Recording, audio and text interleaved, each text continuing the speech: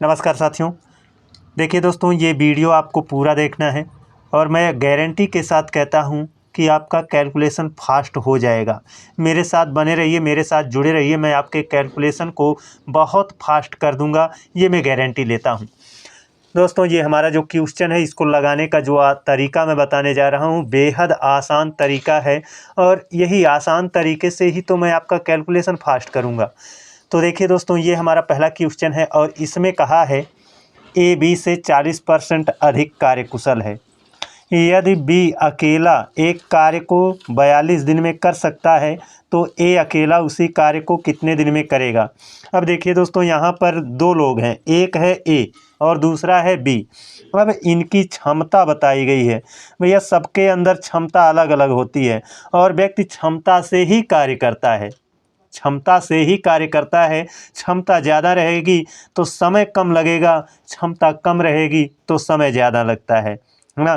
तो यहाँ पर देखिए कहा है ए बी से 40% अधिक कार्यकुशल है, यानी क्षमता बताई गई है ए की बी से 40% अधिक है। ए बी से 40% अधिक है। अगर ये 100 है तो ये 40 ज़्यादा है, यानी 140 है। ठीक, ये है क्षमता, ये क्या है, क्षमता। लेकिन हमको यहाँ पर बताना है ए अकेला उसी कार्य को कितने दिन में पूरा करेगा। तो ये तो हमारा जो आ रहा है, ये क्षमता का रेशियो आ रहा है।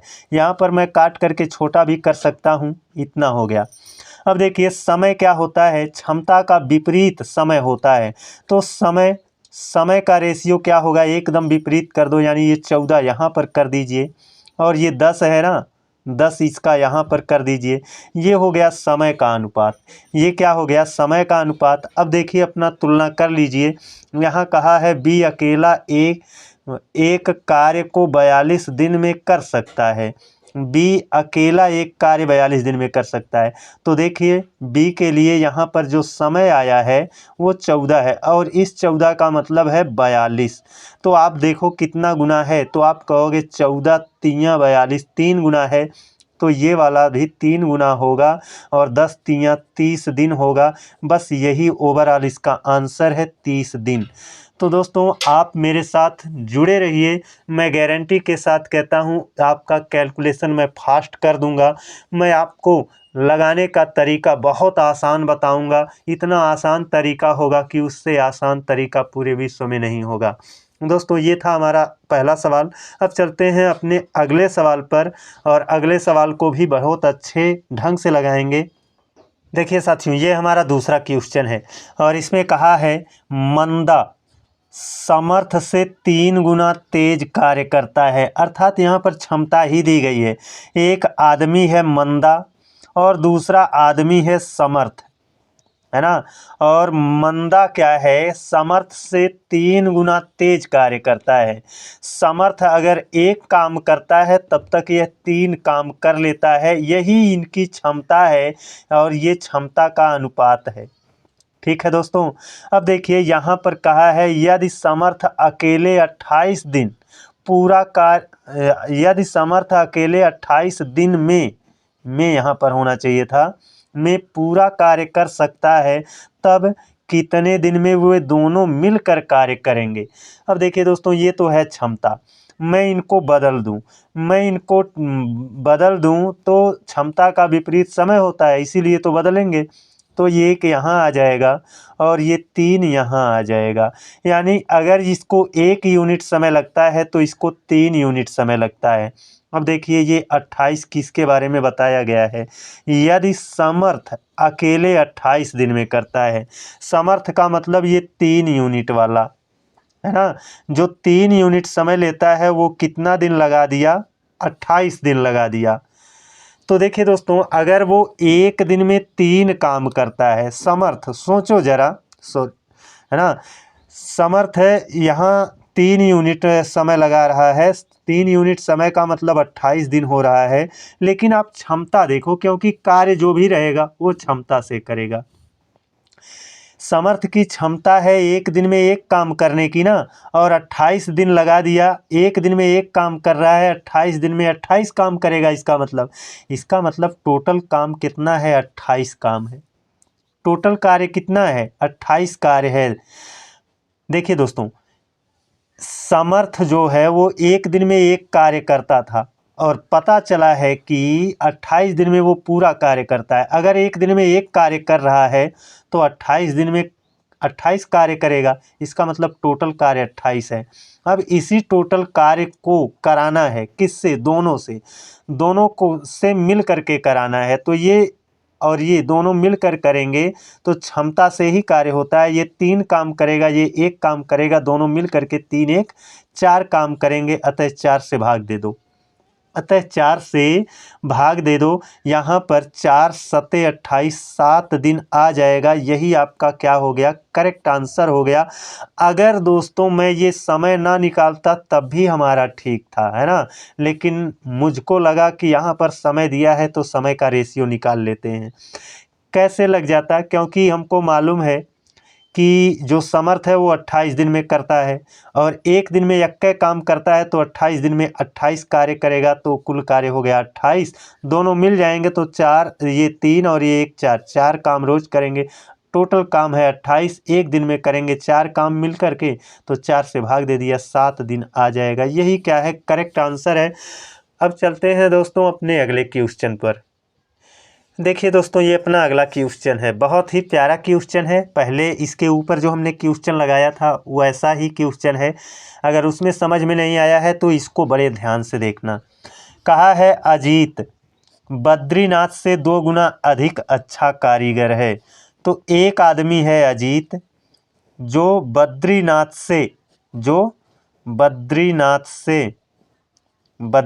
से कितना, 2 गुना अच्छा कारीगर है। कौन 2 गुना ज़्यादा है, अजीत बद्रीनाथ से 2 गुना अधिक है। यानी बद्रीनाथ अगर 1 है तो ये कितना, 2 गुना है, ये 2 हो जाएगा। ये हो गया इनकी क्षमता, यानी ये अगर 1 काम करता है, सॉरी, ये 2, अजीत 2 काम करता है तो बद्रीनाथ 1 काम करता है। अब आगे बताया गया है, अजीत बद्रीनाथ से 2 गुना अधिक अच्छा कारीगर है। ठीक है, 2 गुना है, इसी कारण वह एक कार्य को 30 दिन में पूरा कर लेता है। इसी कारण वह एक कार्य को 30 दिन में पूरा कर लेता है। देखिए दोस्तों, 2 काम रोज करता है, 30 दिन का टाइम लेगा। इसका मतलब 2 काम रोज कर रहा था, 30 दिन में कर देगा, तो 30 दूना 60 कार्य। इसका मतलब टोटल कार्य कितना था, 60 था। यही तो हुआ।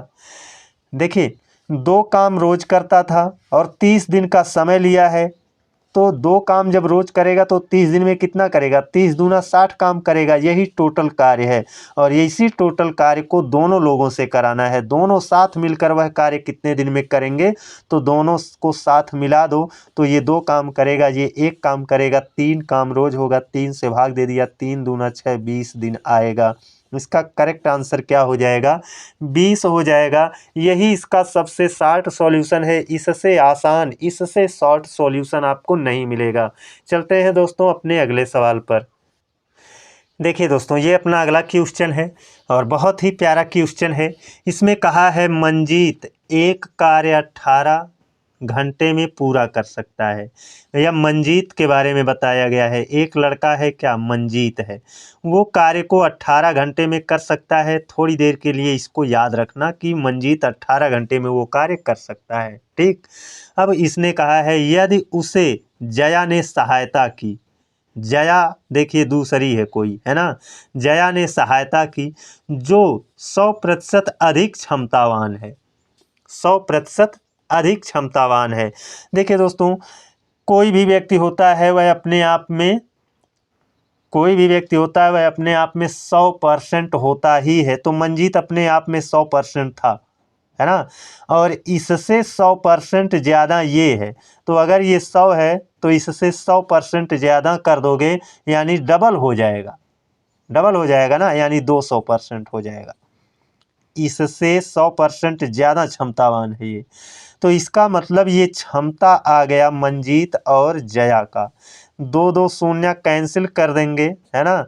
तो इसका मतलब मंजीत जब तक 1 काम करता है उतने ही समय में जया 2 काम कर देती है, क्योंकि इसके पास क्षमता 100% ज़्यादा है, यानी दुगुनी है क्षमता। अब देखिए, हमने कहा था ना, इसे थोड़ी देर याद रखना। मंजीत एक कार्य 18 घंटे में कर सकता है। मंजीत की क्षमता है 1 घंटे में एक काम करने की, तो वो 18 घंटे में काम कर रहा है, इसका मतलब 18 कार्य है। या 18 घंटे में काम करता है ना, तो ये 1 घंटे में एक काम करता है, तो 18 घंटे में 18 काम करेगा, इसका मतलब टोटल कार्य कितना है? 18 है।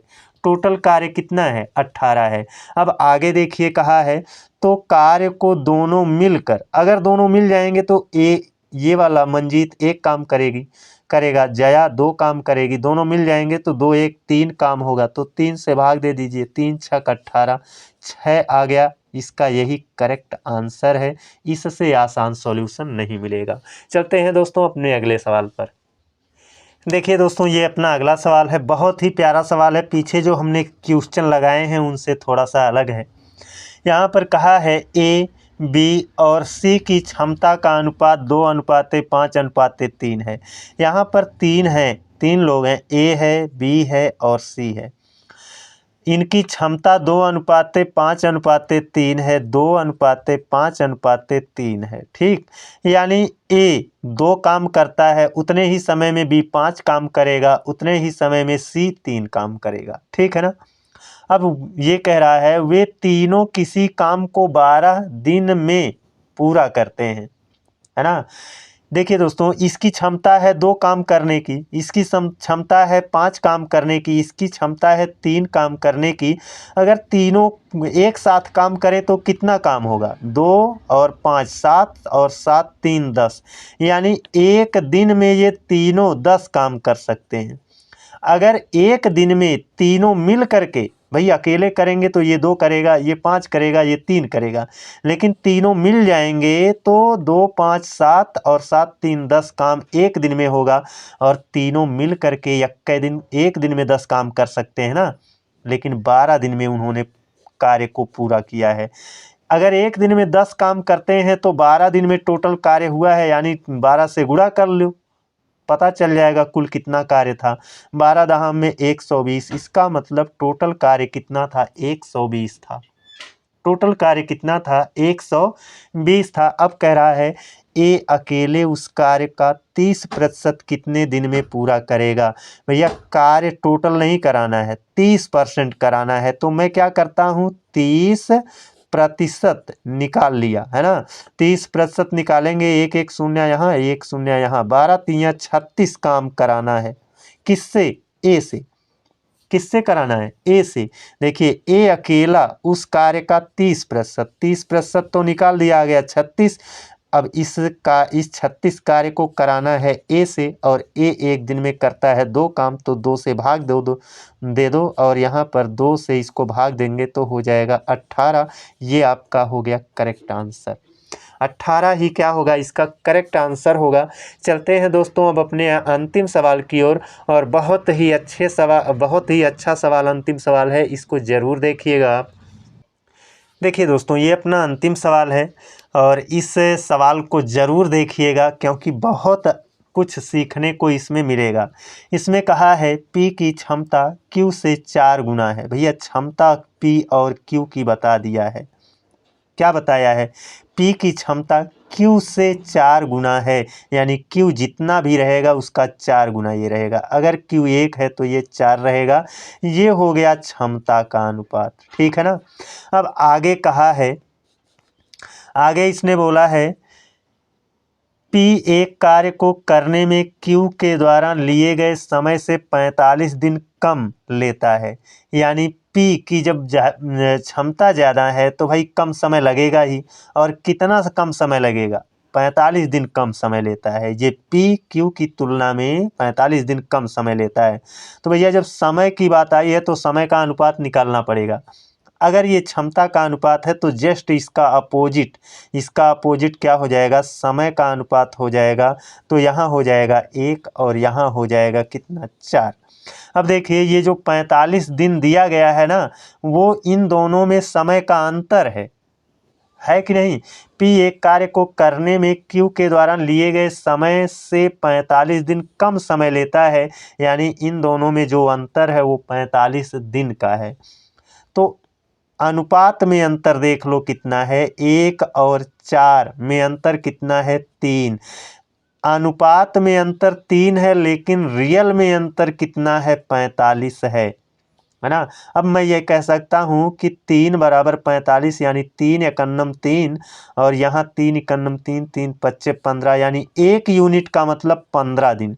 1 यूनिट का मतलब 15 दिन, और P 1 यूनिट समय ले रहा है, इसका मतलब P 15 दिन में कार्य कर सकता है ना। और ये जो Q है, ये 15 चौके 60 दिन में कार्य कर सकता है। तो 15 और 60 का आप एलसीएम ले लीजिए। 15 और 60 का हमने एलसीएम ले लिया, ये P है, ये Q है। 15 और 60 का एलसीएम कितना होगा, 60 है ना। 15 चौके 60 और 60 इकन्नम 60 है ना। तो यही हो गया। ये देखो दोस्तों, ये था हमारा दिन, हमने एलसीएम ले लिया, तो ये हो गया कार्य। और ये जो आया है, ये क्षमता आया है। और ये क्षमता तो यहाँ पर आपको दिया ही गया था 4 और 1 का, यहाँ भी 4 और 1 का आया है। लेकिन हमको कार्य नहीं मालूम था, इस वजह से हमको एलसीएम लेना पड़ा। इसलिए अब देखिए क्या है, इसी कार्य को करना है, और कैसे करना है, दोनों को मिल करके करना है। तो ये 4 काम करेगा, ये 1 काम करेगा, दोनों मिल जाएंगे तो 5 काम होगा। यानी टोटल काम में 1 दिन के काम से भाग दे दीजिए। टोटल काम था 60, 1 दिन का काम है, दोनों का मिल करके 5, तो 5 से भाग दे दिया, कितना उत्तर आएगा, 12 दिन आएगा। कितना आएगा, 12 दिन आएगा। यही इसका क्या है, आंसर है। और ये इतना लंबा नहीं था, लेकिन आपको समझाने में लंबा हो गया। तो दोस्तों, हमारा प्रयास कैसा है, आप कमेंट करके ज़रूर बताइएगा दोस्तों। अगर हमारा प्रयास पसंद आता है आप लोगों को, तो चैनल को भी सब्सक्राइब ज़रूर करिएगा। तो आज के लिए बस इतना ही। अगले दिन आप लोगों से एक और बेहतरीन क्लास में मिलते हैं। तब तक के लिए जय हिंद।